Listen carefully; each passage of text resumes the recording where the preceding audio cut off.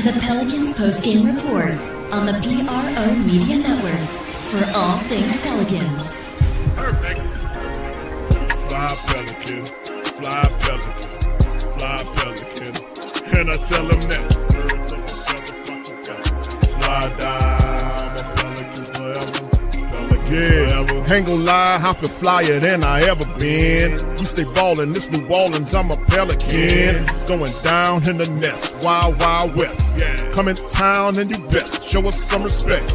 3-point threat, I better make it rain. If it's up, then don't jump stupid like your ankle sprain. Always said, never hate the player, hate the game. Jumper where the dame late, punch a train.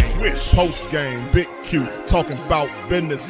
Bird gang, YouTube, they ain't flocking with us. Lock up the division mission, get into the finals. Finish competition, then it's going win the title. I know this flyer than you can get. Such a threat that the refs just might call a tag. You could double, you could press, but you can't check. Right, left, slide by you like a Eurostag. Fly Pelican, fly Pelican, fly Pelican. And I tell them that birds of a feather flock together. Fly down, I'm a Pelican forever, Pelican forever. And never, and never, and never, and never, and never, and never say birds of a feather flock together. Yeah, fly down, I'm a Pelican forever. Pelican forever.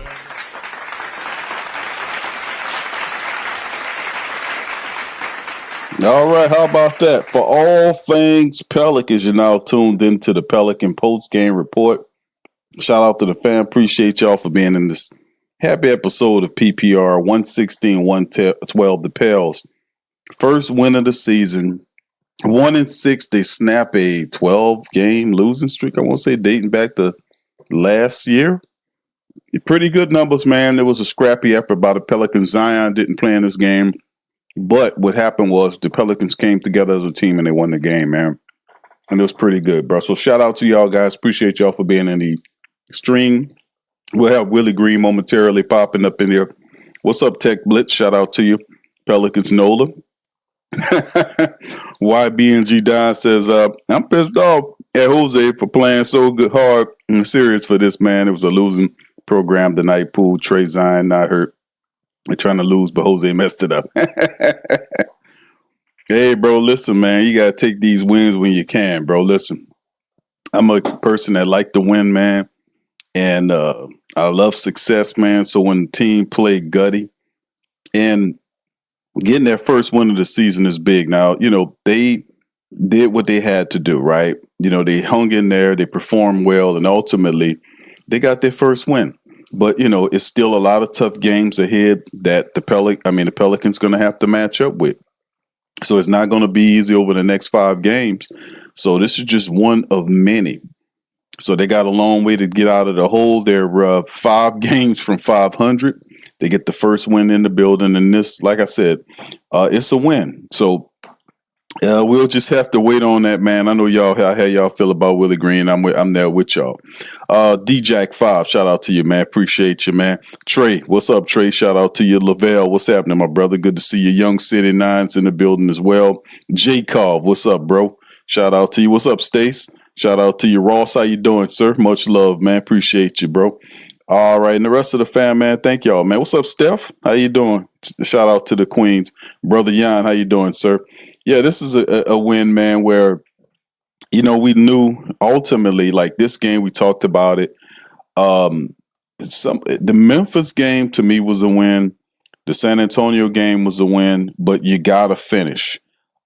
This team played with heart and determination. You know, they gave a mighty effort.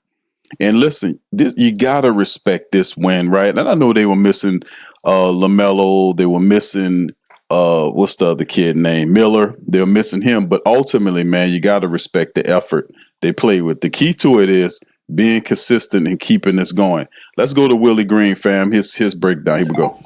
The job that he was able to do, and then despite the turnovers late, being able to make 2 huge plays at the end in the final minute. Yeah, DQ was he was amazing tonight. We needed every ounce of what he gave us. Even when he made that mistake, if you watch his teammates, they all corralled around him and they just told him, hey, okay, next play. We made a mistake, turnover, next play. But he had done so much for us, even leading to that point in the minutes that he played, rebounding, his ability to pass the ball, and he can score. So huge minutes from DQ. And Jose, kind of just be Jose tonight. Jose being Jose, big shot. Those guys, they stuck together, they played together, they continued to have faith in each other. We've been working, and it was good to carve out this win, much needed win on our home floor. With DQ out there, it seemed like there was a lot of players just orbiting him in terms of cutting and handoffs, a lot of movement, a lot of player and ball movement. How much of that was just then just read and react and playing basketball versus how much of that is like specifically the kind of usage that you want with Queen out there? It's more of the usage that we want with him out there. He's a hub, so we can pass the ball to him at the elbow, or we can go to him in the post and guys can play off of him. And then when he doesn't like anything, he'll just take it and attack the basket from there. Well, we can talk about a lot of players, but what about the minutes that you got from Carlo and Sadiq? Carlo changed the game. Coming in the first half, I think first quarter, his ability to run the floor, block shots, putbacks, just 50-50 plays. But him and Sadiq were great. Sadiq hit some big shots in the second half. Just solid effort collectively by our group. How important was it just to get this first win? I know I talked to Trey the other day, and he mentioned that he felt like once y'all got one, he was hoping it could snowball. What do you think? It's so important. The win solidifies all the work that they put in, everything that we're teaching. Sometimes it can be difficult when we know that our processes are there, we're teaching the right things, guys are working at it, and they don't get the results. So this confirms what they're doing, how hard we're working, and the beauty in the NBA is you turn around and you got another one tomorrow. What do you think about just the crowd tonight? They were great. They were great. It's always fun to play here at home, play in front of our home crowd. We talked about it a little bit, Rod, just the frustration, some of the disappointment. We all feel it, and we just wanted to put forth our best effort. And I'm extremely proud of this group. They carved out a hard-fought win tonight. Coach, going back on that, you just talked about the frustration and everything like that. In that last answer, talk about the first one. You talked about the team, how it felt for them. But how did it feel for you, to really kind of get that first win of the season? It felt I'm a part of it. So when those guys win, we all win. And, I'm extremely proud of that group. It felt great. It's kind of getting the monkey off your back, so to speak. And, hopefully we can build on this momentum. It feels like, every time Jose is making the right play, he's encouraging others, he has relentless effort. I mean, we see it, you probably see it way more in practice and whatnot. To see him get a moment like that in this game, what does it mean to you to see all of his hard work get even more rewarded with a huge moment to help you all secure your first win? Yeah, he's always a guy that plays with a chip on his shoulder. He's done that since he's gotten here. He knows that nothing is given to him. He has to earn every opportunity, and he's done that. And every time he touches the floor, he tries to give you everything he has. And tonight, I believe he played 20 straight minutes. And, yes, the big shot, but he made so many plays for us on both ends of the floor. And his energy was right. He was an emotional leader for our group. Obviously, having some guys out, he's all heart. He plays with his heart, and I think that's why people resonate with him. We've seen her kind of take some of the young players aside and just speak with them. How do you feel like he's been vocally at practice? Do you feel like he's growing to be more comfortable calling guys up? Asking more of them to lead the moment. He is. He definitely is. Herb, he has a quiet spirit about him, but he's growing more confident in using his voice. And when he talks, everyone in the gym listens.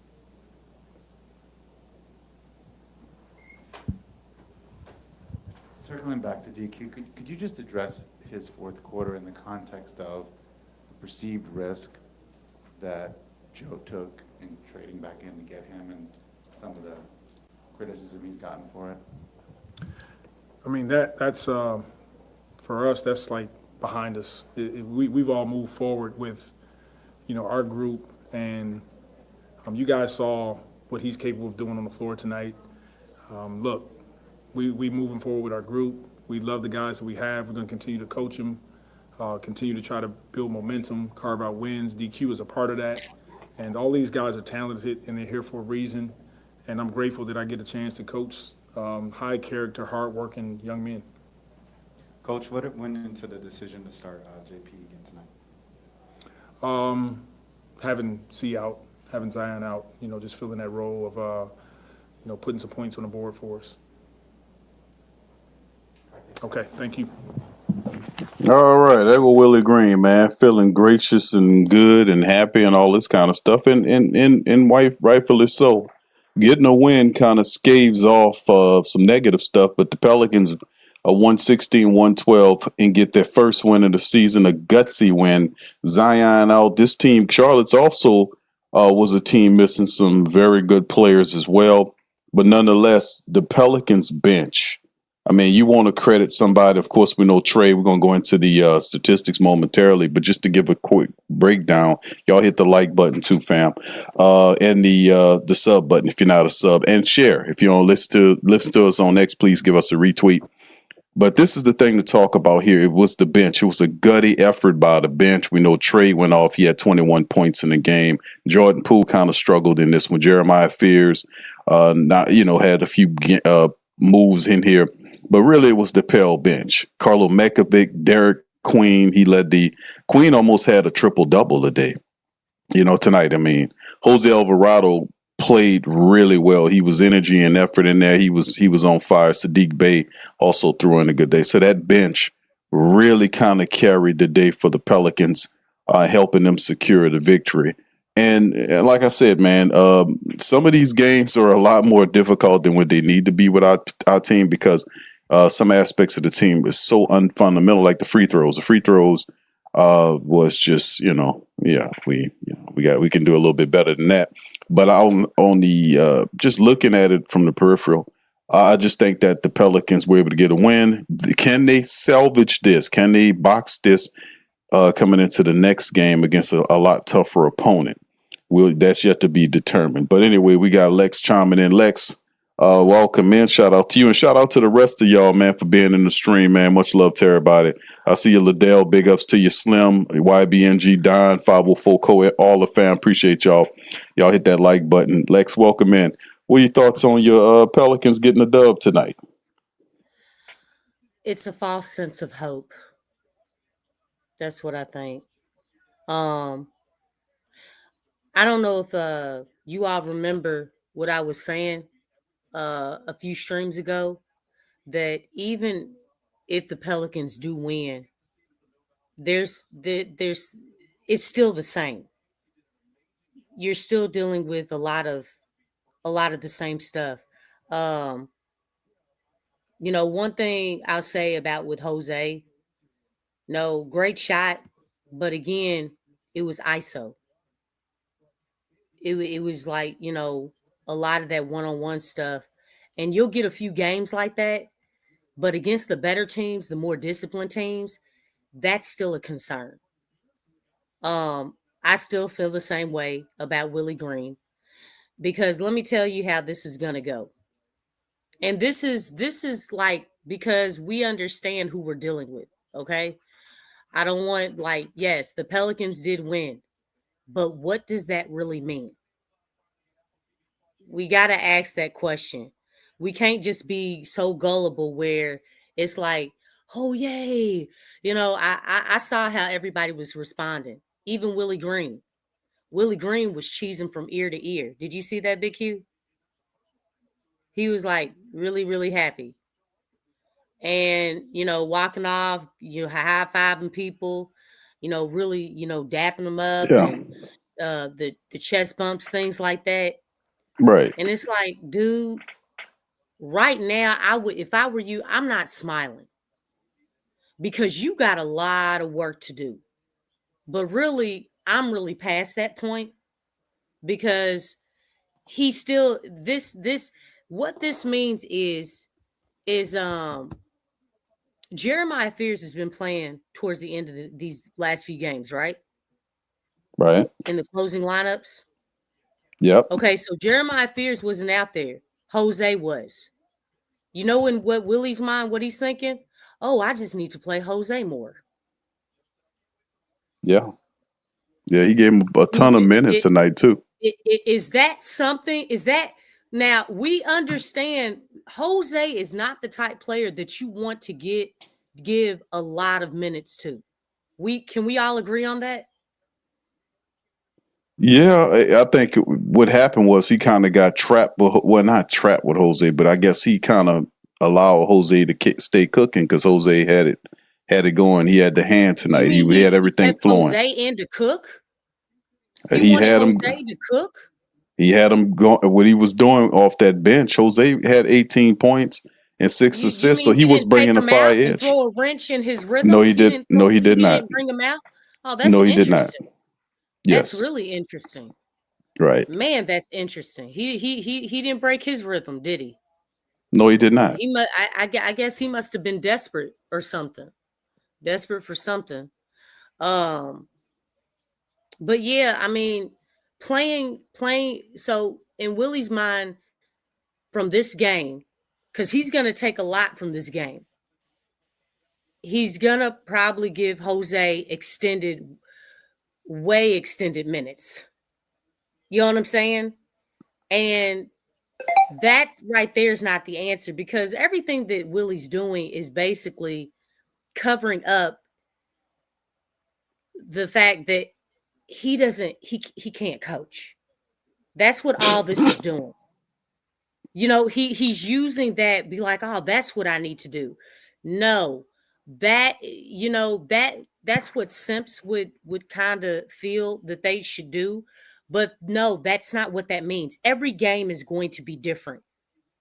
First of all, you had 3 rookies starting, and you had Colin Sexton, and who was the other guy? Somebody help me out. What it was, I know it wasn't Trey Mann. Here it is. They had with Sion James, Colin Sexton, Bridges, Canuple. Okay, yeah, Bridges. Okay, yeah, he was the other. So you had 3 rookies starting, and you had 2 legitimate starters. Okay, and you barely beat them. Oops, yeah, did about I say 4. too much? No, you're making sense. Let me ask you this, Lex. I want you to keep cooking, but the thing is with Willie Green tonight, like with the Pelicans, yeah, he would be happy. Yes, he's happy because the win tonight scaves off the heat that he's facing for at least another game or so. It does because I'm looking at the situation. You barely beat a team that started 3 rookies. Right. Majority of the game, they played a lot. And 2 starters. LaMelo Ball did not play. No. And Brandon Miller did not play. Right. You know what I'm saying? Like, I don't know how much optimism I can truly have, or any supporter can have, when you're looking at the facts. And it's like, dude, with a condensed down OKC team, you lost by 30. You know what I'm saying? And right. They were missing players too, right? Because Jalen Williams, he didn't play. Chet Holmgren, he didn't play. Dort. Yeah, Lou Dort, he got sick. And you got blown out by 30. 30. This team, LaMelo Ball was out. Miller was out. You were playing against not guys who were not experienced, and they were very much in the game. I want to see the whole picture, and that's what I'm looking at. Because guess what, everybody? The Pelicans are not going to be going up against every night a team that's starting with 3 rookies and 2 legitimate starters. They're not going to be doing that. So are supporters content with 1 win, only to go on another losing streak? that basically with this win, and I'm looking at everything, man.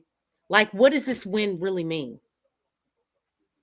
I And that's what mean, I asked that question streams ago. Like, they're still playing the same. You still have rebounding problems. You still have rotational problems. You still have adjustment problems. You still have lousy third quarters. You still turn the ball over. You still don't have legitimate sets. You still don't have an identity. You still can't shoot threes. You're still making careless turnovers. That's what I'm looking at. Like, when you watch the game, what did you solve? You just got to win, but I'm looking at the how. And I know some people may believe, "Oh, Lex, come on, man. I mean, let's enjoy this win. A win is a win." Is it? Is it? well, I mean, the people are wind starved. To be honest with you, they are. I know, but And that the whole the supporters have been wind starved for a long time, Big Q. I know that's like having water. Somebody give you It, some spring water, yeah, and you ain't been drinking water in the last several months. So I and think a supporters should big not stoop down to that because we deserve more. I think highly of the fan base and me too. the support base. I really I don't do. And I think I it's don't think they sad. fooled by I don't think they fooled by this, Lex. I don't think the people fooled by this. This was a gutty performance by the bench. The bench, because really, I mean, you had 11 points from Jordan Poole. He really didn't shoot well tonight. Trey Murphy had 21. We'll go into individuals in momentarily, but this was a bench situation where they just outgutted. They just gutted up and said, "Listen," and got frustrated and did what they needed to do. It wasn't clean. It wasn't. They made a lot of errors and mistakes, and they gutted out the win. That is not something I've yet to see consistently them put together. So I mean, that to me is we're not fooled by that. We understand that he escapes the hatchet for one more game. We know he can't coach. We know the team is just tonight is one of those games where they were so frustrated that they wanted to win more than a shorthanded Charlotte team. So I mean, You know what? they took the They win. should want to win. They should want to win more so than anybody every single night because I mean, but the identity is not and the structure is not there, which makes it very difficult for the players. I mean, I don't know about anybody else, but if I see Derek Queen handling the rock at point one more time, like what are we doing? Like we know that he plays best when he's at the five. He should not be handling the rock. You know, even bring the ball down. That's not what the type of player that he is. I mean, it's bad. Right. It's bad enough that the Pelicans have a hard time giving the ball to Zion. You know what I'm saying? And like so you're gonna allow a rookie who plays the five, a legitimate five. You're gonna have him, play point, but the guy where we got a lot of data, great things happen when the ball's in his hands. We're not going to allow him to have it at point. We're going to play, Russian roulette. Zion, you won't play at these few plays down. Oh, you know what, Zion, he can handle the rock. Why don't we give it to him on this possession? You know what I'm saying? Like stuff like that is just kind of like astonishing. And then you don't mind playing Zion at the five because you have a coach who's dialed into small ball. I'm trying to make sense of everything that's going on because it doesn't make sense. But yeah, my stance hasn't changed. I'm still concerned because let me tell you something. That pick, man, there ain't no man. We don't even need to talk about draft picks for real. You know what I'm saying? Like the Pelicans are in a position where they have to win. Like that's what a lot of this stuff comes down to. And the Pelicans just moving slow. I mean, it's still the same thing. Nothing has changed. This dude still can't coach. I mean, I wish they would stop dragging their feet on this stuff because it's really irritating. Yeah, it's interesting dynamic with the Pelicans, man, and the reason being is because um most organizations, regular organizations, would have pulled the plug, you know. But there is, like I said, but you got a person at the top of the team who really don't know what to do. And they're trying to crunch money. They're trying to hold on to this, that, and the third. They're doing all this stuff. And you look at the arena today, the arena was full of people. You know, still there. They already paid for their tickets. They went down and most people just want to be entertained. They want to see their basketball team win a game. Pelicans did it tonight. Now, tomorrow they have Dallas. We'll preview that momentarily.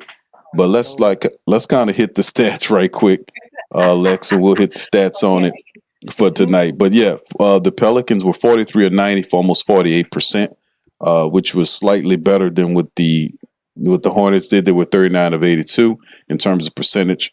Pelicans hit 17 3-pointers tonight. They hit from a 45% clip, 17 of 38 for 45%. The Hornets were 13 of 38 for 34%. So the Pelicans was doing it there. 21 of 28 tonight. The referees, a lot of foul calls for the Hornets. They hit 21 of 28 for 75%. The Pelicans, 13 of 19 for 68.4%. Want to get that up to the low 80s. Around that marks, would be good for the Pelicans in these close games. They out-rebounded the Pelicans 49 to 39. The assist game, Pelicans did circulate the ball a little better. Remember, they're dead last in the NBA in terms of averaging assists per contest. They had 27 tonight against 20 by the Hornets. They also won the steal game 9 to 8. They were outblocked 6 to 3, and the Pelicans turned the ball over 13 times. With 11 points. Now, they did force the Hornets into 20 turnovers, in which they scored 22 points off of those said turnovers. And, of course, you look at the lead there, where the Pelicans had as much as 12 points in the game before they lost the lead and were able to regain the lead again. So it's just, it was a little back and forth play until ultimately they kind of put the brakes on it and had a few plays toward the back end to kind of close the game out. Trey Murphy, he was a leader tonight. In terms of points, 21 points from Trey Murphy in 37 minutes. He continues to play heavy minutes for the Pelicans, 7 of 16 from the field. He was 5 of 10 from downtown for Trey Murphy. Jordan Poole in starting role had 27 minutes, only 11 points. He was 1 of 6 from downtown for 17%. He was 3 of 4 from the field for 21% with 6 assists. A couple of rebounds. Jordan Poole really struggled in this one.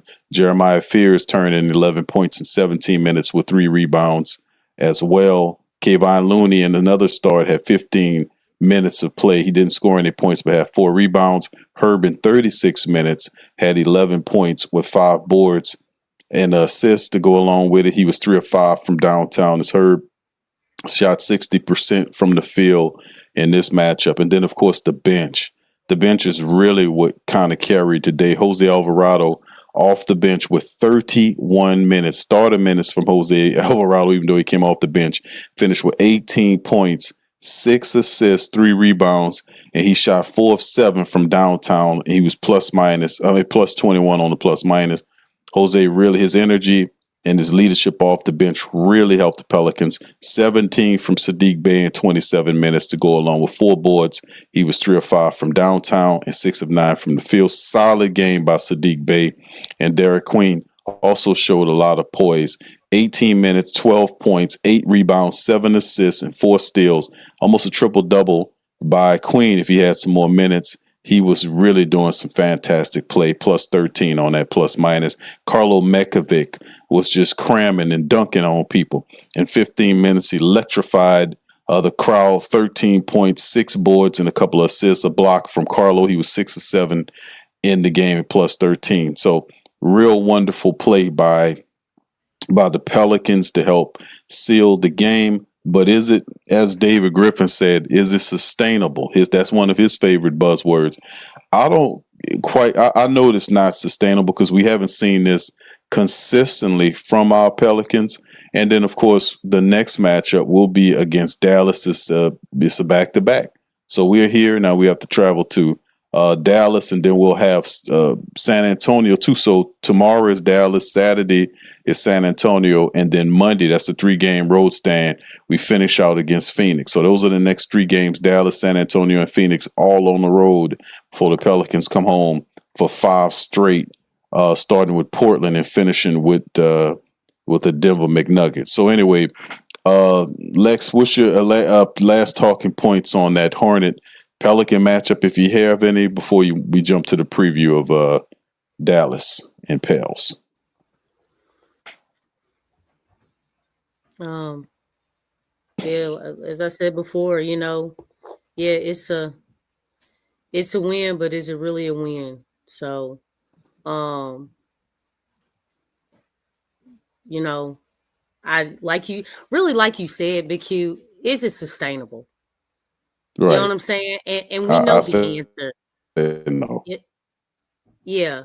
I Right, mean, it's no. and that's the biggest thing. I mean, you just got to look at this whole picture.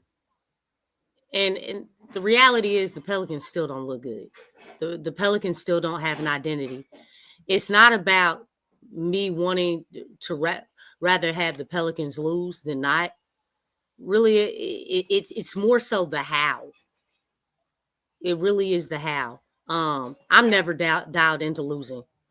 I want the Pelicans to win, but I really want them to win. You know what I'm saying? Okay, you won 1 game and then you're losing the next 10. Is that really winning? So that's what I'm looking at. And I just want to make myself clear on that, because yes, it is a win, but for how long? You know what I'm saying? I mean, you just have to ask yourself these questions, because I mean, as far as the better teams in the NBA, and there are a lot of teams that are better than the Charlotte Hornets. How are the Pelicans? Do you see the Pelicans winning those games? So, it's not sustainable. I think that's the biggest thing. But yeah, that's all I got to say about it.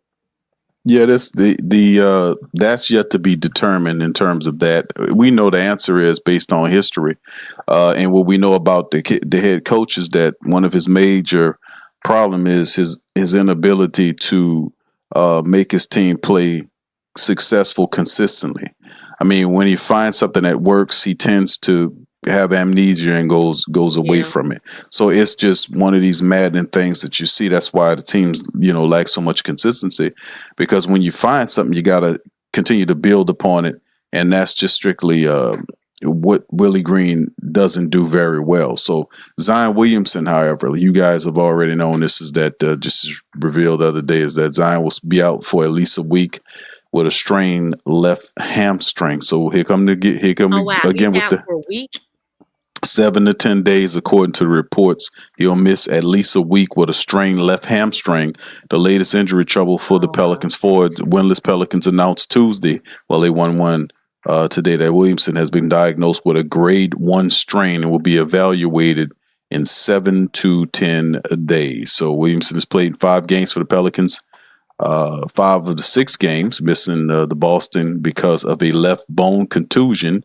He's averaging 23 points a game as well. So there you go. He's missed more than 268 games. He's played in 214 games. So this is one of these situations where the hamstring issue is here. And that's the Pelicans, and Joe Dumars knew that. That's why Derek Queen is here. That's why he's kind of adding this other stuff to kind of absorb as many of the injuries as he possibly can going forward. But despite us missing our big gun in Zion Williamson, they were still able to get the win. Now, where that happened against the Dallas Mavericks, who is also a team that's going through some stuff. They're 2-5, but are 2-3 at home. So of the 2 wins they have, both of them are home wins. Jason Kidd is the coach. Okay. All right. So yes, just want to be sure. Right. So they are struggling themselves. They've lost two of their last two games too. So the Pelicans looking to kind of get that second win, man, and make Dallas what what that record is. So Derek Lively is listed as out for this game. I think he looked like he might not come back. Yeah, him and Anthony Davis and Kyrie and all these kind of people are not supposed to be available for the Pelicans matchup. So can the Pelicans without Zion Williamson pull off another win? Cooper Flagg, Klay Thompson, PJ Washington, AD's out, Derek Lively's out, but Najee Marshall, Daniel Gifford, D'Angelo Russell, Brandon Williams, those guys are there. Powell. So the Pelicans they're still a difficult team, and they're also, like you said, they're well coached. And we'll see in the back-to-back matchup. But this team, like I said tonight, the bench brung it. They were frustrated, tired of the losing, and they kind of efforted themselves into a win. I don't know if the bench. I haven't seen the bench do this type of play all season long. Can they carry it on into the Dallas matchup? We'll see. But Willie Green is still on that seat, man, and but Jason Kidd can end up putting his ass right back on that seat. The heat going right back up. So it's for the Dallas matchup. So we'll see. Yeah. I know you saying that he's back, things are normal. I just don't feel like they are. I really don't. I mean, not normal. No, not normal. I'm saying a win, because obviously what's going on is leadership is attempting to give him extra opportunity to save himself here. They're affording him and giving him more and more opportunity, a longer leash in terms of firing him. This is the Gail Benson effect. Anybody knows, this team knows that Willie Green has lost his team. Several of the players do not like him on the team. We know this. A lot of people understand and know that Jordan Poole is one of Jordan Poole doesn't like him at all. No. The whole mindset that the entire organization knows that he's only there because the owner won't allow him to be fired. It's just really that you lose a lot of respect there. Plus the fact that he hadn't totally gained the team. Tonight's win wasn't strictly because I don't want to take nothing away from him entirely, but a lot of what happened tonight was strictly the fact that the guys got tired of losing and decided to have an effort-filled game to will themselves into the winning category. They gonna need that every night. Willie can't coach. But that's the point. They will have to have these type of efforts. They'll have to out effort his coaching going forward to get out of the hole, which is not something that's going to happen every night. A game here, a game there, but not every night. You're not going to win despite your coach. You're not going to win in spite the coach doing what he does. So ultimately, destiny's going to set its place anyway. Whether it's 6 games or 10 games, sooner or later, you're not going to be able to keep protecting this guy, and sooner or later, he'll fall down. But this is the point, about having a owner who is totally clueless to the process of what's going on with the team. This is unfortunate, but this is what we're dealing with as time continues to, run out. So this is a part of the game. So Zion Williamson will be out for 7 to 10 days. We will just have to keep on rolling on this trip right here that we on. He'll miss all this trip, these next 3 games. More than likely, we probably won't see him until the first game of the once we come back off this 3 games situation. But the Pelicans are deep. They'll have to play, beyond Willie Green, and they'll have to handle their business. Trey had something. Jordan Poole will have to step his game up, and guys are going to have to keep playing hard like they played tonight to secure victories game after game to save Willie Green. So it's just this is where they're doing. I don't agree about it, but this is the hell what's going on. If I was running a damn team, Willie Green he would have been fired last year. We'd have had a whole new coaching staff in here. But this is different. Yeah, he'd been if I'm running the team and I'm the owner, I would have definitely fired Willie Green, because I would have realized that Willie If you like Willie so much, let him wash cars, let him clean up the building, let him hand out tickets, let him make phone calls to people for Pelicans tickets, let him do Let them greet anything. customers at Walmart. Let him do anything that doesn't have anything to do with coaching this team. If you love him that much, but don't leave him in charge. And a lot of it's because it's tied to a money situation and the owner that doesn't really know anything.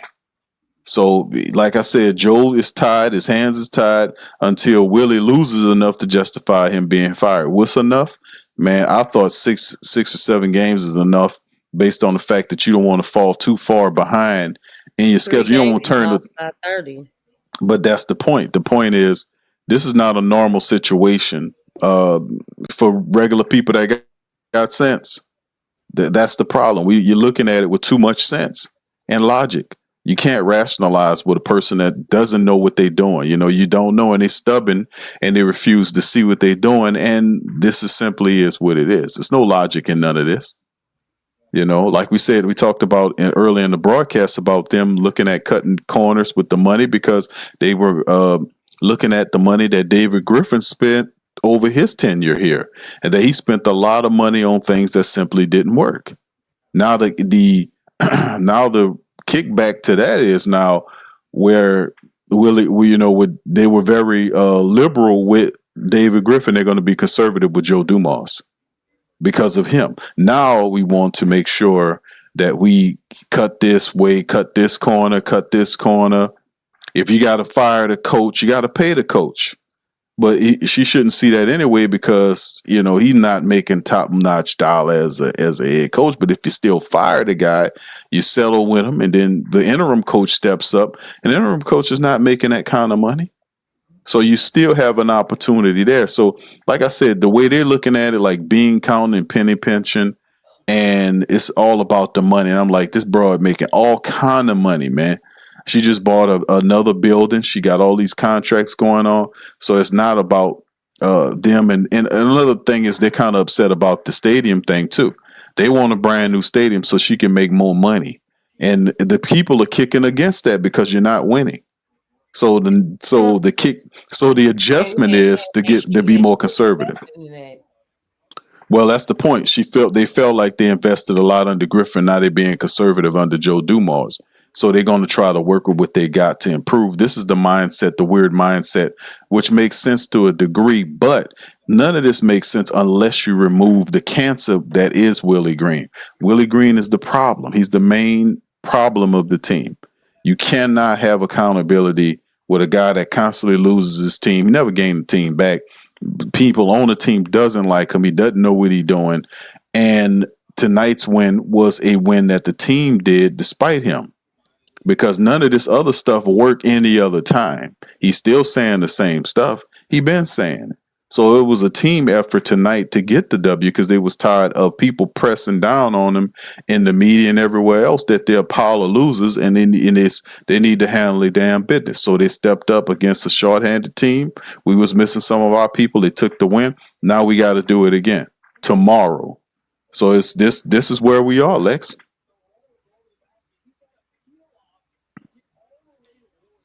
Unfortunately. Indeed. But if you look at the Dallas right here, look at their lineup, Lex. Flagg, Thompson, P.J. Washington, Najee Marshall, Daniel Gafford. I know they have guys missing, but they have more of a system and identity, and they have a coach. Now, Dallas didn't start off well. We know that, they're not, really looks like they a team that's really trying to find themselves, but they know more of their identity than the Pelicans do. They do have, you still have Klay Thompson. You have guys that know what they're doing out there. Okay, that is clear. And Jason Kidd, trust me, that dude, their situation is just different from the Pelicans. Because Jason Kidd is going to figure some things out. And I've seen Dallas's games. I've watched a few of their games. And they don't look great, but one thing is that they do know how to play. And with a team like the Pelicans, who does not have an identity, who has absolutely no structure, like this is going to be barbecue chicken to me. And plus, they're still long. They still know how to play basketball. Guys know how to maintain spacing. They know how to knock down shots. They know how to share the ball. They understand the pick and roll, something that the Pelicans still don't have down. Okay? Like, they still have those basic things down. So even though Dallas is not as good as I think people anticipated them to be, like, their upside is great. Because, Kyrie is going to be coming back. I don't know the thing about, Anthony Davis, but even without Anthony Davis, you still have guys that can step up. Like, you still have that. And they go out there and compete every for the most part. I think their worst loss was their first game. Right? I think that, yeah. I don't think all their other games, they've been very competitive. So Yeah, they got blown out by the Spurs in the first week. yeah. So the first game was their worst game. Pelicans have had 3 games where they lost by 30 points, and they were. I think they broke it. They made history with that because they were the fastest to have 3 blowout games. Within just 6 games, which, that's probably the wrong side of history. I'm pretty sure. Yeah. Right. So, yeah. Dallas is definitely doing a whole lot better because they haven't beaten that. You know what I'm saying? And I'm pretty sure they're not trying to beat that. So, there was I saw somebody here wrote something. And I thought Liddell Wilson 9255. But they were saying I'm just a lifelong Pels fan. Oh, and I see the thing. I'm sorry. Well, you know what? You can go on and do the super chat. All right, thank you, Lex. Brother Jan says this win has true. It says this win is ruined the season. He says he believes this win has ruined the entire season. The entire season. Willie is now saved, and the Pels will lose the next 7 games. He'll be fired when they're 1-15, season over. Wow, damn. Anyway, thank you for that, brother. Appreciate you, brother.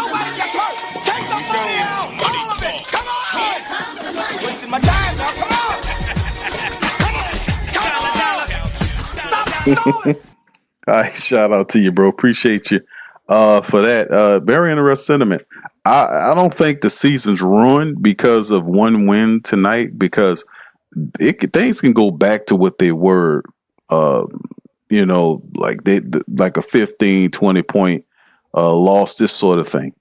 It can really go back to that. Pelicans were close in this game to losing. They had a couple of things that broke right for them in the game. But the reality, it could reverse and go back to what it was, man, because we've seen a lot of the losing, the breaking downs. This game, I think they just got fed up. I don't think it ruins the season. I don't think we go 1-15 before they ultimately decide. But then again, bro, you never know. I can't even say that because you never know with Gail Benson. None of this makes sense. Like the guy, he's really not supposed to be coaching this matchup. He was supposed to be fired after the road trip. And it's just like she is getting in the way of all this. All she can see, this whole veneer, this charity event of being such a philanthropic person, and all this charity and all this kind of stuff. A lot of that well-crafted media persona is wearing away. And what you're seeing is people who are all they care about is money. And they will dial back and make as much money as they possibly can. They don't care about the product. Like even for the Saints stuff, they did the post presser after the Saints got blown out this past Sunday. And Justin Reed, the guy just got here. And he's standing up there talking about we don't want finger pointers in here. This some bitch standing up here and the team is 1-8 talking about we don't need finger pointers. Well, how you going to find out who's screwing up? Well, the only guy that don't want finger pointers is the guys that are screwing up. You got to have people to point out who not doing their job. Because if you're doing your job at work You don't want nobody telling you screwing up when you know you doing what you're supposed to. No, go talk to that man over there who's showing up late, who ain't doing what he's supposed to do. No, they go talk to him over there. You don't want that on you. Let him straighten his stuff out. Nobody should be taking a weight for somebody that's screwing up. That's not accountability. Accountability work at the lowest at the lowest level it can. Then it goes up to a broader level. Everybody has to be accountable when they're screwing up. And that's simply, we don't need no guy just stepped in here trying to tell you, well, we need solutions. You're not looking for no solutions at all if you're not willing to be real about something. So I really disrespect Justin for coming in here trying to tell people you don't need no fingerprint. Sit your ass down, man. And it's the same thing with this Pelican organization with Gail Benson. And the media is on fire with the Pelicans. The local media, the influencers, everybody are on one heartbeat with this whole thing. That's how you know that ultimately you're going to get what you want and that she can't stand in the way of progress for the team. Everybody's on the same accord, and that will not change. One win does not change the fact that Willie Green is still a bad coach. He might buy himself an extra game here or there, but it does not change the fact that he's a bad coach. Go ahead, Lex. I was just gonna put down speak what Liddell Wilson 9255 was saying. I'm just a lifelong Pels fan. In all honesty, we don't have a certified team until we get 2 more Zions and 4 more Fears. All that left is G League, in my opinion. And, it feels like that. You know what I'm saying? It really does feel like that. Because, man, let me ask you this, Big Q. And this is for anybody in the chat as well. When will the Pelicans beat a team in the Western Conference? I don't know. I'm gonna be honest with you. Maybe I wouldn't even say Phoenix. Because Phoenix, they've I won. wouldn't even say them. People, I think they beat the Spurs. Yeah, they did. They beat the Spurs pretty good too, 130 to 118. So I wouldn't even say Phoenix, because that if I was forced to say over the next 10 games, which Western Conference team, because they have Dallas tomorrow, they have San Antonio on Saturday. I don't think they beat Dallas or San Antonio. Phoenix is.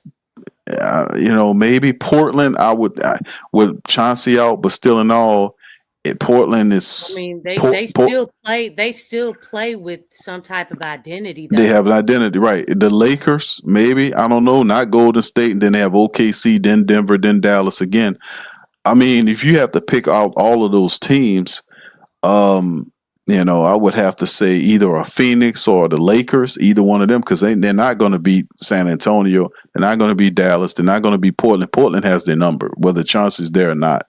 Golden State, they're not going to beat them. OKC runs them through the mud. Denver, and then they play Dallas again before we hit 2 East Coast teams in Atlanta and Chicago getting later on in November. So you make an interesting point there that I think probably one of those teams, either a Phoenix or perhaps a Lakers team, they might have some success with. But outside of that, I don't see a lot of wins there based on how they currently are coached. Yeah, it's a sad state of affairs. That's very concerning. And Big Q, that you said it. You know what I'm saying? I mean, it's very concerning when you think about that. I think there may be some teams, obviously, in the East, but depending on who's available in those games, I think it's going to depend on that. Because I mean, even if you look at even with Charlotte, LaMelo Ball didn't play. Brandon Miller didn't play. Obviously, Zion, he didn't play for the Pelicans, but this game was close. And a majority of the game, you had 3 rookies playing. So it's I think I'm ready for real change Yeah, in a positive direction. well, you're gonna need Jordan Poole too, consistently too. Like if the Pelicans are gonna win some of these games against these tougher opponents in the West, and they got quite a few of them. The next 10 games a Western Conference opponents. Let me see, 1, 2, 3, 4, 5, 6, 7, 8, 9, 9. Yeah, about 9 games. Are Western opponents. Dallas twice, San Antonio once, Phoenix, Portland, Lakers, Golden State, and OKC, Denver. Yeah, so the next 9 opponents are Western Conference foes, and you have a couple of bouts with guys within the Southwest, your own division. So you don't want to go down, too far, and you also have to be mindful of it. And I know Joe Dumas, can only press so far, because the ownership is so stupid. But the reality is, yeah, you have to have Jordan Poole scoring 20 plus points a game. Zion's going to be out the next 3 games against Dallas, San Antonio, Phoenix, the road trip. He's supposed to, I guess, if you look at it, he might return for Portland on November the 12th. But the reality is you would need to be able to have Jordan Poole and Trey Murphy to score 20 plus points. Somebody got to get in the upper 20s. One of them maybe have to get to the 30s to have that. Then we have to have extra scoring off the bench like we seen tonight from Sadiq Bey, who gave like 16, 17 points. We're going to have guys like Jose and Derek Queen. These guys will have to contribute consistently off the bench to help the Pelicans beat some of these teams. They can't allow the bulk of the scoring to be on the back of the starters. The bench has to bring it from an offensive standpoint as well to help contribute in these games, like the type of effort they had tonight when they scored 50 plus points in terms of the bench. The bench scored 50 plus points tonight. The Pelicans are not known to do that. The other game when the Pelicans got hammered, the bench had a scant amount of points. Nobody were in double figures. But that has to level, and they'll have to have a set rotation where Willie puts out there, which he won't do because he don't know what he's doing. And those players who hit the floor will have to play hard like they did tonight against these other teams just to have a chance. So I mean that's what it is. But I see Jordan Poole so alienated so early in the season. The goddamn guy just got here. And you can't have him disconnected like that. You need his bench. He's a $30+ million player.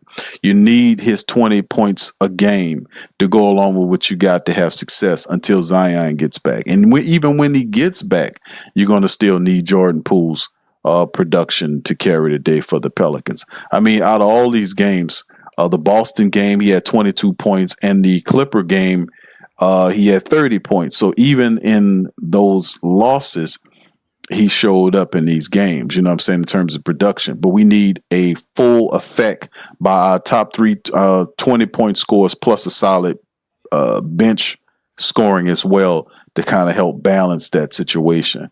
But like I said, but it's so topsy-turvy and inconsistent. It's you're not going to get that consistently through these games, and it's just a matter of coaching, because you might do that to them in the first half, but a good coach hits you with them adjustments, Lexxah. Like anybody, once they make them adjustments in the second half and turn you off like a light, you're gonna have to adjust to something else, and that's when they got Willie Green. He cannot adjust. But anyway, I'm gonna give you the last word before we leave. Yeah, the third quarter, is still the same. And even in this game, I don't know if anybody else noticed, but the third quarter was lousy. It was the same thing.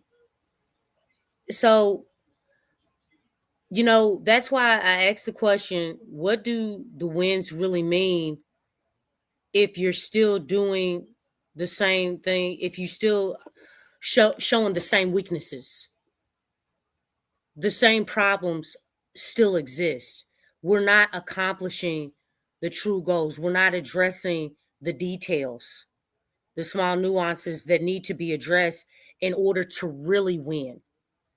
Okay, yeah, like you'll be able to get like a game or two with, with the flaws of the team and things, not having a coach, based off effort, talent. But again, that comes down to what type of team are you trying to be? Are you trying to be a lower tier team, a mediocre team? Right now, that's where the Pelicans are. Maybe between, probably lower. You know what I'm saying? Because the Pelicans are not looked at as a top tier team. And as horrible it pains to say that, it is true. Like, and it's hard to lie to yourself. Well, for me, you know what I'm saying? Like, dang, because you see a lot of those mistakes and those things that are still not being addressed, even in a win. So, I mean, it's almost equivalent to when the Pelicans were playing in Australia. The Pelicans won both those games. But even so, we were still asking the question, what do those wins really mean? Like, how much weight did those wins hold in Australia? And now, like, obviously, now you're playing in regular season in the NBA. You got your first win, in this country, okay, of regular season. So that's great. But there's still concerns. The concerns still exist. Same thing with, I'm pretty sure, with everybody stands with Willie Green. And in his mind, he probably thinks he's safe. But it's like, no, like, you're really not. Nothing has changed. Like, we still want you gone. You know what I'm saying? You need to be gone. That's very important, because this organization is not going to really be in a position to really win until you really clean house.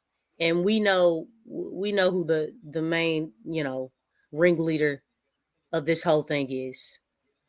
And I know I get tired of saying it, and this is nothing personal against Willie Green.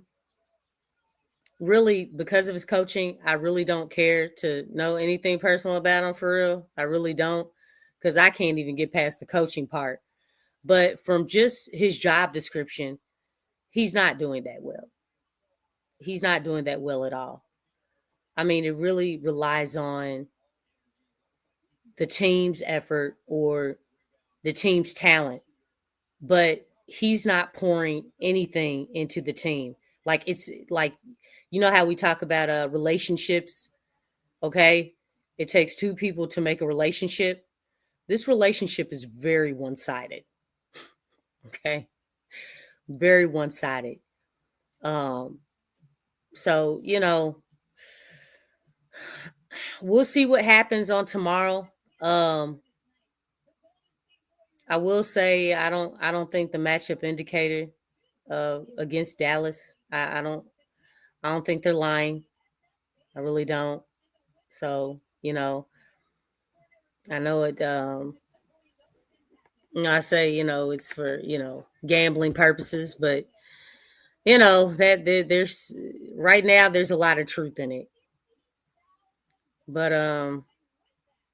yeah, the answer has been, staved off for a little bit longer, but it still remains the same that, changes do need to be made. And before, the Pelicans dig too deep of a hole as far as in the losses column, in order, if you're still trying to save the season, and this is for Yale, Joe, even though it's really not on Joe, it's more so on Gale, because Gail is basically keeping Joe from doing his job. And I'm going to continue to say that because nobody who's been here, how long has Joe been here, BQ? It's what is it? 5 or 6 months? 5 or 6 months. I know he was hired in the summertime to Okay. replace David Griffin in the offseason. In what, 5, 6, 7 months, y'all? I mean, yeah. I want to say around that time frame. Okay, so does 5, 6, 7 months of how many years was Griff here? Sheesh, 5+ years. Wasn't he here for like 6 years or so?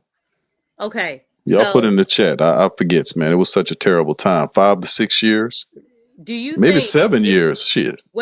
whether it's Joe or anybody else who was hired as the VP, okay? Can you address all the butcheredness that Griff did in 6 years? Is that fixable in 5 to 6 months? I'm just asking a question. No, but no, it's not fixable in 5 to 7 years. I want to say Griffin was here for 7 years. Okay, yeah, 7 Yeah, years. yes. It's So in the small amount of time that Joe's been here. Can he erase all the things that went wrong in David Griffin's tenure? no, he won't be able to do that in 5 months. That's just not feasible. Okay, so I need everybody to understand that because this is a business and this isn't like a walk in the park. You can ask the owner, the guy who who bought the Brooklyn the Russian who had brought the Brooklyn Nets. He thought he could turn that thing. He was talking about, oh, we're gonna win championships in 2-3 years. Remember when he said that? Y'all remember that? Yeah. The owner of the Phoenix Suns. You know what I'm saying? He felt like, oh yeah, we're gonna win championships. You know, they felt like they were gonna win it immediately. It's like y'all truly do not understand how this thing works. Like, you know, there is a process to this stuff. I mean, who in God's name is going from like the age of 2 years old straight to 18? Is anybody doing that? You go from 2 to 3 to 4 to 5. You know what I'm saying? Nobody is skipping years to get to, you know, to go from 2 to the age of 18. And it's the same thing here. All this stuff is a process. You know, if you look at OKC, they went through the process. And you know what? They did a marvelous job. Kudos to them. Sam Presti did a marvelous job going through the process. This is from the time Russell Westbrook, KD, and James Harden, they were all gone. Okay? They were all gone. Then they had Paul George, they had Carmelo Anthony. Once they traded Paul George for Shai Gilgeous, that's when it started. It was a process. Think about that process. And look where they are now. That's how this thing works.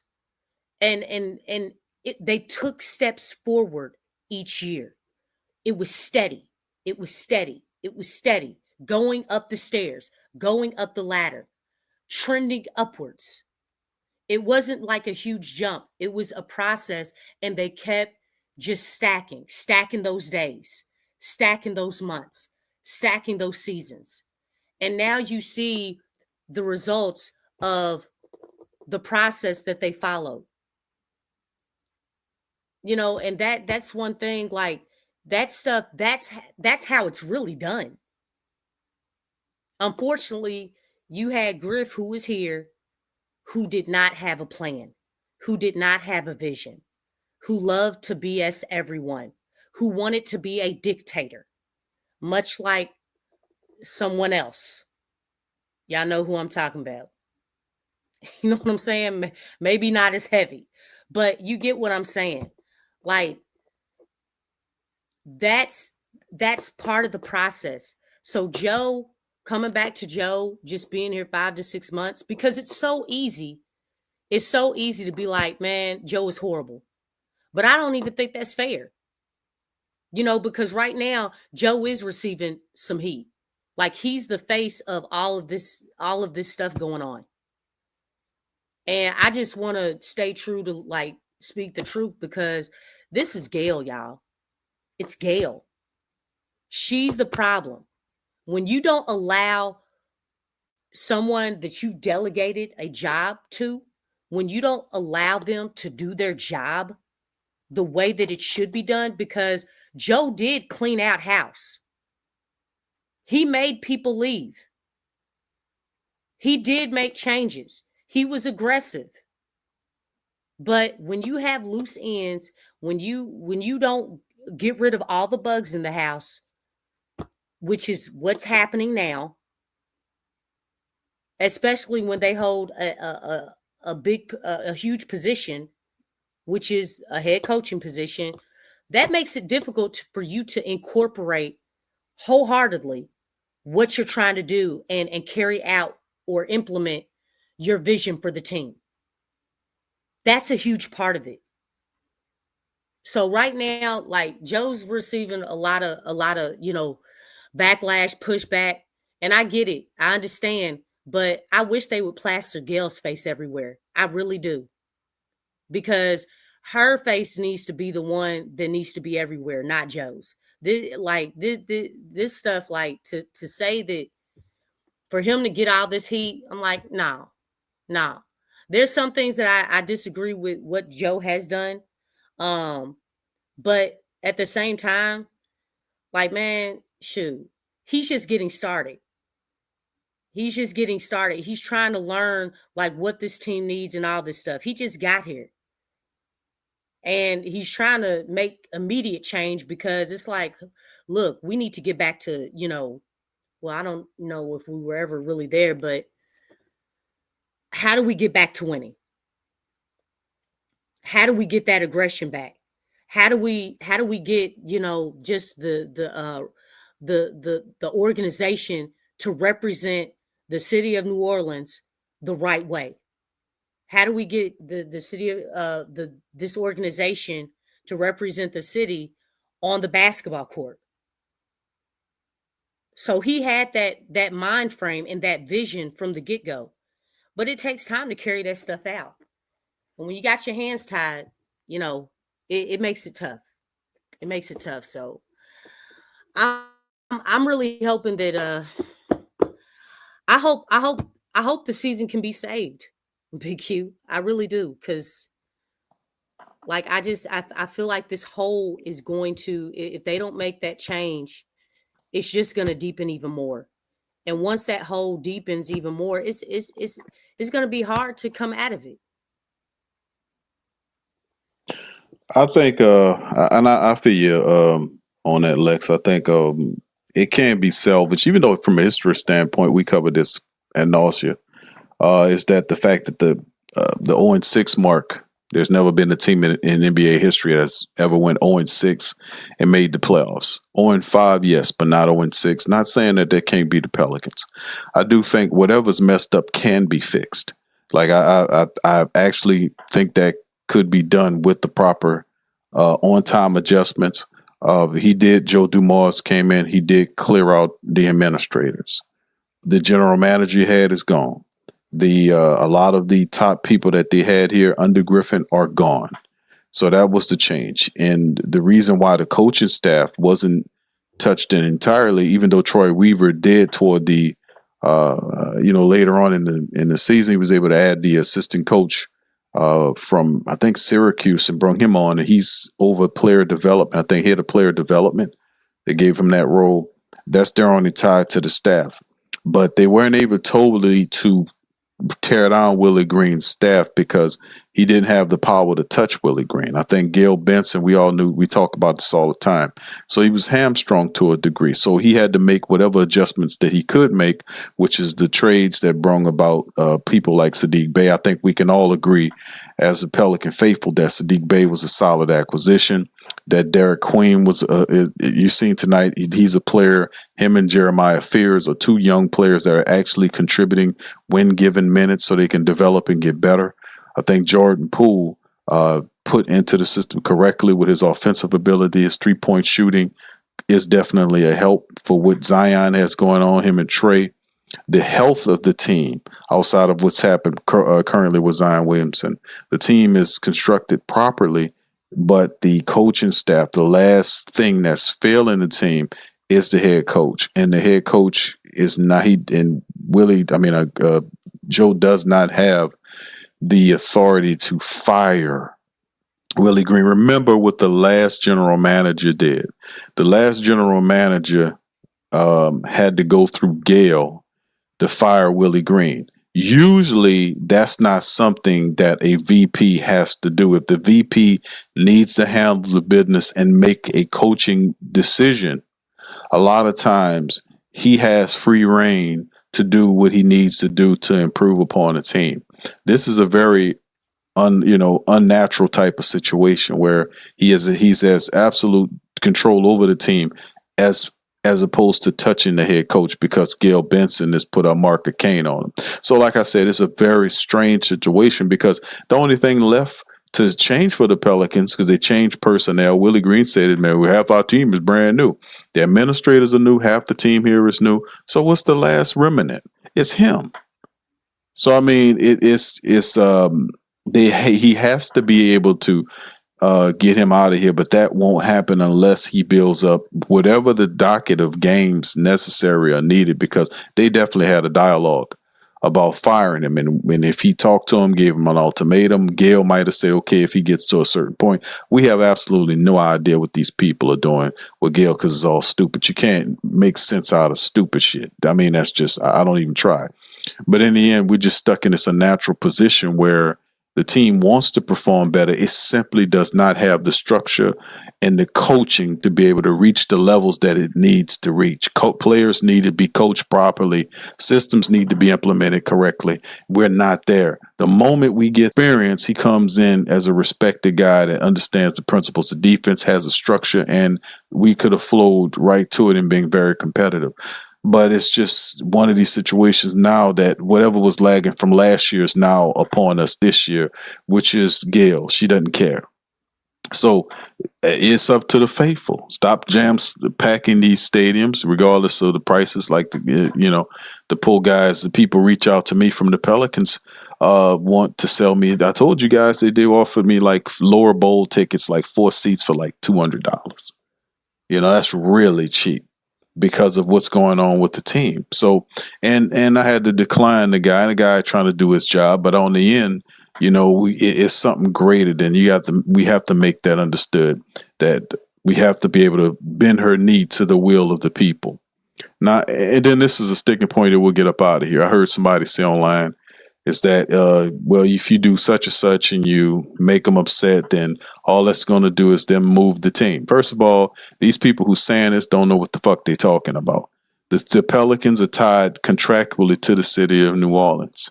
Gail has no heirs, right? So if Gail, God forbid, transitions, the team will be sold and they are tied to the city. Now, there's an arena situation where she wants a brand new building, but the kickback is so fierce for her getting this new building so they can make even more money. The team has to perform better. And since that just did not happen and they're not close to the arena deal, they do the next thing. They want to play conservative now. So they dial back the money. So you don't see a lot of the promotional stuff, a lot of the stuff that they were kicking out doing. They're dialing it back, even though they're making more money. These people collect the concessions, the tickets, the parking revenue. They take the majority of all of the money out of the arena. That's to these things. They get all the tax incentives, the breaks. The state has to offer them. They get the stuff that the building revenue from the Benson Tower, all that comes into their pockets as well, because the state rents the suites out of the Benson Tower at double the suite rate. They doing all that off the back of you. So in the end, you mean to tell me you can't turn out a whole new team? That's absolute greed, and you got to break these bastards. That's what it comes down to. So all these people out there that love the team, you're going to have to fold your fucking fandom for a little bit so we can get these people straight so that they can recommit to handling the business with the team. Y'all gonna have to discipline yourself now. Now, I had the same discussion when we was trying to get Dennis Allen out of here with people for the Saints. I was telling them, you got to fold your fucking fandom, man, and turn on your brain and economics and understand the way you get these people together is by controlling how much money you give them. When you reduce the money, then they get straight. That is a tried and proven method of how you control, but they don't have no respect for you because they don't think you can operate as a group. This is the truth. Anyway, I'm going to leave it on that. Shout out to you, brother Jan. Thank you for becoming a member, my man. Thank you, bro. Here's a clap for you, my man. Appreciate you. And shout out to all the fandom. Sorry about the F-bomb, man, but sometimes your boy be getting tired of this, man. We've been doing PPR for a long time. I'm tired of the losing. I'm tired of the funk, the filth, the stink, and all the triflingness that I see with other teams. The Spurs, shout out to my dog Sean and Tasha, they're Spurs, they diehard Saints and Spurs people. The reality is their team was rebuilding. Their team was rebuilding. Their team has rebuilt before us and are a competitive interest within the last, 2 years? 3 years that they've turned around. The OKC Thunder started to rebuild when Griffin came over. They won a championship within 2 or 3 years with a G League coach. Yep. The Minnesota Timberwolves, a team that we scoffed at when they did the Rudy Gobert trade, they were playing in the Western Conference, Western Conference situation. So we've seen teams that we had similar rebuilds to or with and starting at the same time, and there are places where we're still running in place on the treadmill. That's lack of leadership. That's lack of vision. That's people not running it correctly, not people not hiring the correct people. It's not hard. You can go to a San Antonio or OKC and hire the assistant under Sam Presti.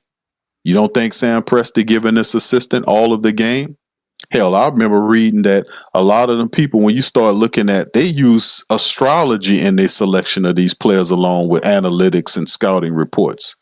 They look at when these guys are being born and if they can work from an astrological standpoint together. Man, I done studied that shit and seen that on there. And how his team was constructed with a great deal of the people on there, their personalities match. This dude is doing all this kind of stuff, man. He using all and anything that he can use that puts together a team of winners. And obviously, whatever his stratagem is, it's working because they're competitive every year. They had a little stink that happened before, but them people done built themselves into a competitive, strong team that's still able to kick your ass, and they're missing 2 or 3 of their starters and one of their key role people. So in the end, is what I'm saying is, people, it's not a difficult situation. You just got to have somebody that understands that they need to win first and make money second, because it's actually the same thing. That's how it works. Win first, the money comes. You want a brand new arena, we'll give you that, but you have to win first. You can't get no new arena and you got all these buildings that we done gave to you. Then people gave them towers to that lady on pennies on a dollar. Hell, a couple of months ago, did y'all know she bought another tower? She bought another building. She got all this stuff going on off of money they make off of your ass. So fold your fandom for a second and stop going there so we can get these people together, man. They ain't going to no Seattle and they're not going to no Las Vegas. Stop being stupid to them people out there that's saying that, because they've already picked teams. They've already given teams to them on the slick to Seattle and Las Vegas. They love they love the New Orleans market because they love the market down here. They're not moving this team. That's not what's going on. So all that foolishness they talking, they don't know nothing about no contracts and they don't know what the fuck they talking about. So anyway, I'm about to get up out of here. Lex, thank you for tonight. Much love to y'all and the rest of the family members for being in here. I had to drop a little economics, man, because people, You can't. These people be talking out their ass, man. You're seeing all this stuff, and it's just come down to raw dog incompetence by the ownership. Joe Dumars won a championship as a VP of his team, and he a top 50 player with 2 championships himself, and one of the most respected players, that greatest player ever to play the game, loves and talk about. The man is Mr. Basketball. He made some bad decisions at his tail end in Detroit, like anybody, but at the back end, that man ain't responsible for what's going on, man. It's that lady. It ain't crazy enough to reduce all of the administrators and fire all of them out of here and run them up out of here, change the team and got a new team, but don't change the coach. He's not crazy enough to do that. That's Benson doing that, bro. Benson is stopping and blocking this man. How long? I don't know, man.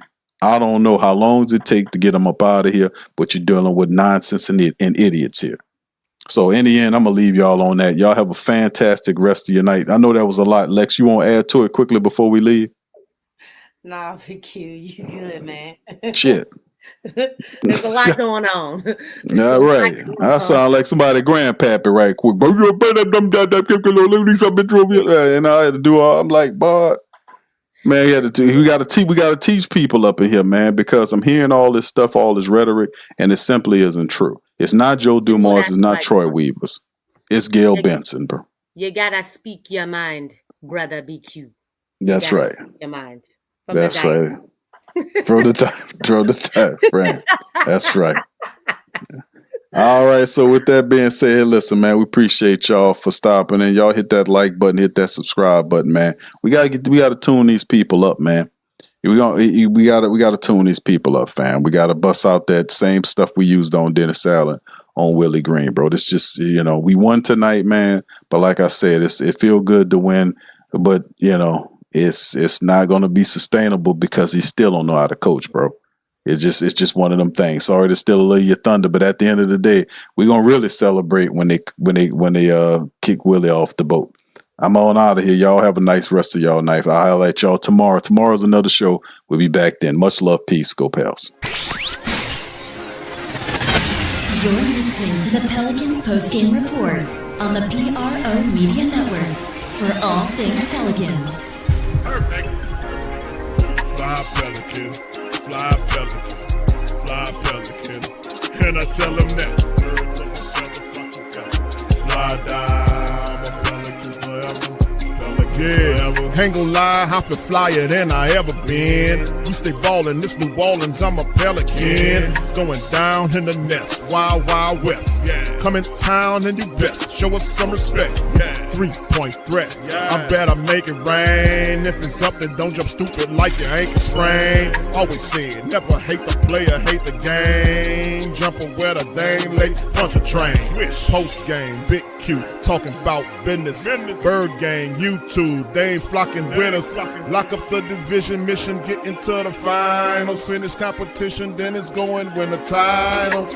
I know this flyer than you can get. Such a threat that the ref just might call a tag. You could double, you could press, but you can't check. Right, left, slide by you like a Eurostep. Fly Pelican, fly Pelican, fly Pelican. And I tell them that birds of a feather flock together. Fly down, I'm a Pelican forever, Pelican forever. And never, and never, and never, and never, and never, and never say birds of a feather flock together. Yeah, fly down, I'm a Pelican forever, Pelican forever.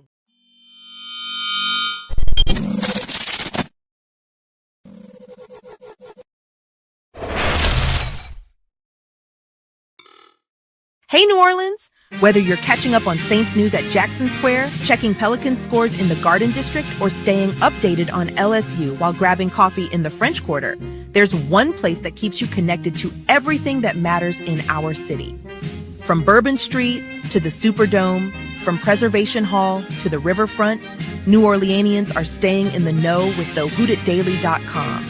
Your daily source for Saints, Pelicans, LSU, and all the sports, music, and culture that makes our city special. At work downtown, at a game in the Dome, or just relaxing by the Mississippi, wherever life takes you in the Big Easy, you can stay connected. Because when you're from New Orleans, you don't just live here. You stay in the NO. That's stay in the know. Visit the WhoDatDaily.com and never miss what matters most to Who Dat Nation. Welcome to the Pro Shop, where we create authentic NOLA-inspired clothing for men, women, and children. From Saints jerseys to Pelicans gear, everything's crafted right here in New Orleans. Whether you're shopping the Pro Shop, the Pels Shop, or the Pro Shop Kids, we've got your whole family covered with genuine merchandise that represents our city's spirit. Check for links in the description section below.